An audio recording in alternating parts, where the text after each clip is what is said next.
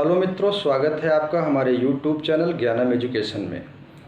आज का जो हमारा मुख्य विषय है वो उत्तर प्रदेश उच्चतर शिक्षा सेवा आयोग के द्वारा जो विज्ञापन आया है प्राचार्य भर्ती परीक्षा 2026 का, जिसका रजिस्ट्रेशन प्रारंभ हो गया है, उसी के विषय में हम यहाँ चर्चा करेंगे। संपूर्ण जानकारी आपको देंगे। परीक्षा का पैटर्न क्या है, पाठ्यक्रम, योग्यता क्या है, ये तमाम बिंदुओं पर हम इसकी चर्चा करेंगे। साथ ही साथ आपको ये भी बता दें कि एक नए प्रारूप में जो है उच्चतर शिक्षा सेवा चयन आयोग ने अपना कार्य बहुत ही शीघ्र प्रारंभ कर दिया है। अभी तक तो वो व्यस्त था कि जो पिछली पेंडिंग वैकेंसियां थी उनका एग्ज़ाम कराने में। 2023 में स्थापित ये संस्था, ये पहली बार जो विज्ञापन आया है इसका, वो प्राचार्य भर्ती परीक्षा 2026 खास करके डिग्री कॉलेज के प्राचार्य के लिए है। जो OTR के माध्यम से आवेदन मांगे गए हैं उसका जो है तिथि प्रारंभ हो गया है 21 जुलाई से, और अंतिम तिथि है 20 अगस्त को।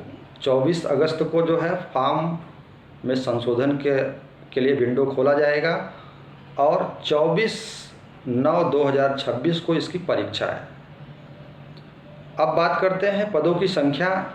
तो इस प्राचार्य भर्ती परीक्षा में पदों की संख्या 111 पद हैं विभिन्न उत्तर प्रदेश के डिग्री कॉलेज के प्राचार्य पद के लिए।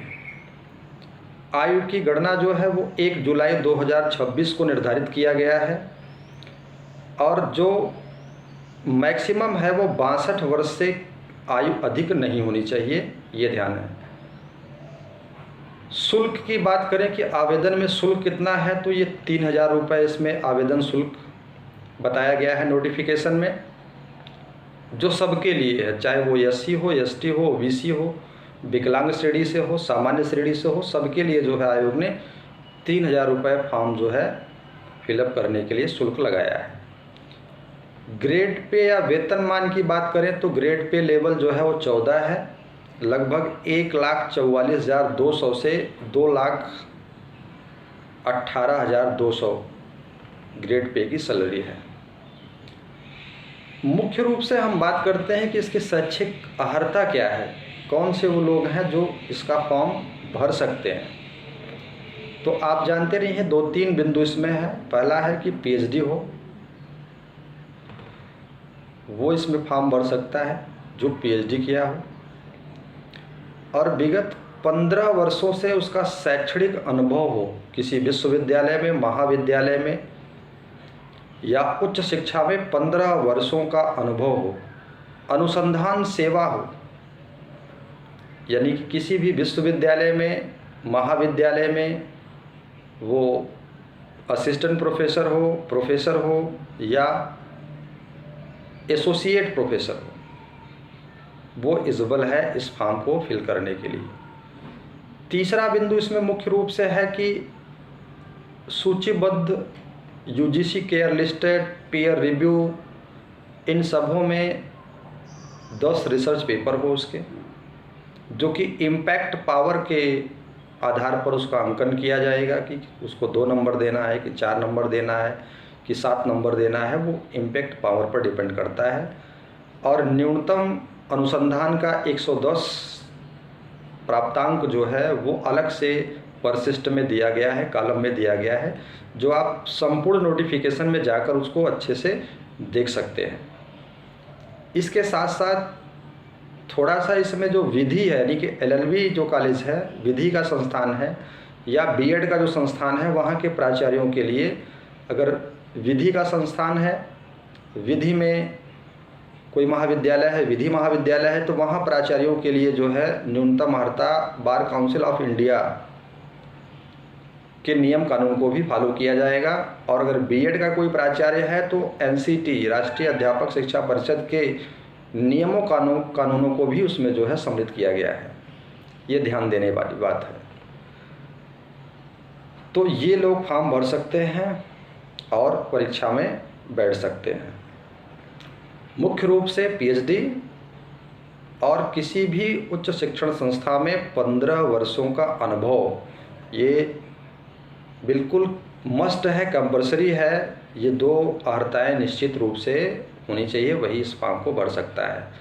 इसके साथ साथ इसमें एक संशोधन किया गया है कि ये नियुक्ति जो है 5 वर्षों के लिए होगी, उसके बाद उसके कार्यों का मूल्यांकन होगा और फिर उसके अगले 5 वर्षों तक उसके कार्यकाल को बढ़ाया जा सकता है। नहीं तो यदि संतुष्ट नहीं है 5 वर्षों के कार्यों के पश्चात, तो उसको जो है उस पद से हटाया जाएगा और पुनः वो पहले जैसे वर्तमान पद पे रहते थे, कोई प्रोफेसर है, कोई एसोसिएट प्रोफेसर है या कोई असिस्टेंट प्रोफेसर है, तो अपने मूल पद पर वो पुनः चले जाएंगे 5 वर्षों के कार्यकाल के पश्चात। ये इसमें नई चीज़ जोड़ी गई है।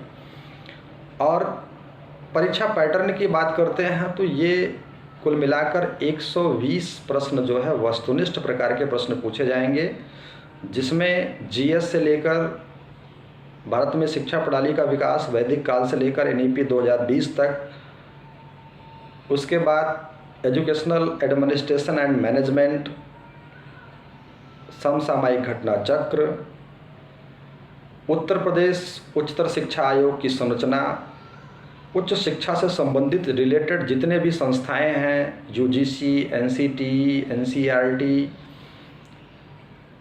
ये सारे, नैक, इसका भी अध्ययन करना है। उत्तर प्रदेश की शिक्षा व्यवस्था का, उच्च शिक्षा व्यवस्था का, खास करके भारत की उच्च शिक्षा व्यवस्था का। और इसके साथ साथ 120 प्रश्न का जो वस्तुनिष्ठ प्रश्न है वो एक प्रश्न 3 नंबरों का है और नेगेटिव मार्किंग है। ये ध्यान दीजिएगा कि 1/3 जो है वो नेगेटिव मार्किंग है और 40 नंबर का जो है इंटरव्यू होगा। तो ये प्रक्रिया जो है उत्तर प्रदेश उच्चतर शिक्षा सेवा आयोग के द्वारा प्राचार्य भर्ती परीक्षा 2026 की मुख्य बातें हैं। और आपको अगर गहनता से अध्ययन करना है, जानकारी प्राप्त करना है, तो आप आयोग की वेबसाइट पर जाइएगा, upessc.gov.in पर जाइएगा और वहाँ पर संपूर्ण जानकारी आपको मिलेगी और उसको बहुत बारीकी से अध्ययन करिएगा। और इसके साथ साथ मैं बता दूं, चूँकि जौनपुर ज़िले में बहुत सारे पद उसमें इंक्लूड किए गए हैं प्राचार्य का, जैसे गांधी स्मारक पीजी कॉलेज समोदपुर जौनपुर, सहकारी पीजी कॉलेज मेहरावा, 42 डिग्री कॉलेज, ये सारे प्राचार्य के पद खाली हैं। नागरिक स्नातकोत्तर महाविद्यालय जौनपुर में प्राचार्य का पद खाली है। तो ये एक सुनहरा अवसर है खास करके जौनपुर के लोगों के लिए जो इस प्राचार्य भर्ती के लिए इज़्वल हैं, अर्हता धारित करते हैं। वो ज़रूर फॉर्म भरें, फिलअप करें और आगे चलकर उसमें जो है सफलता प्राप्त करें।